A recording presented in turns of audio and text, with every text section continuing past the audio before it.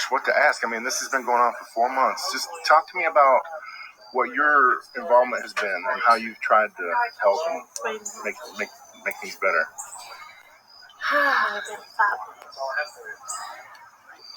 I'm really just a friend of the family, and everything that I've tried to do is just to be an encouragement and a support to the family. That's really what I feel like my place is, and I feel like as long as I do that, I stay out of trouble. Yeah. Because I get in trouble easy. So. Oh, okay. Well, I don't want you to get in trouble. Can you talk to me about what kind of a Sunday school pupil Summer was? Yes, I love talking about that. Summer was such a sweet little student in our class. She loved to come to Sabbath school, and every time she'd come in, she'd just run up and give me a big hug. Getting her to sit in the chair was not very easy because she had a lot of energy. I think pretty much everyone has heard that. She had a lot of energy.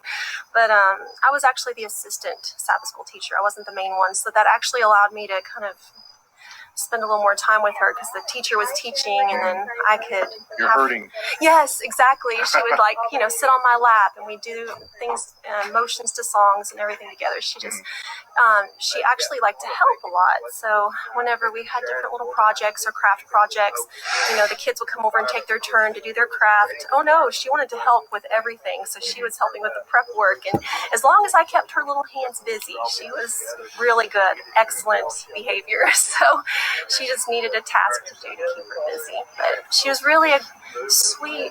Did she like church?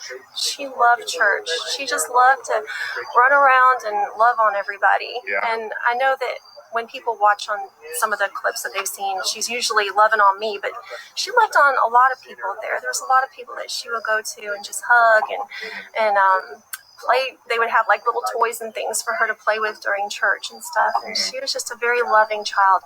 We got lots and lots of hugs and lots of love from her. Well, can I ask a difficult question? Watch her body language change. I mean, this is sometimes you got to ask obvious questions, but it's what I have. Or facial expressions. What was the emotions that you felt when you heard about the first time you heard that something had happened?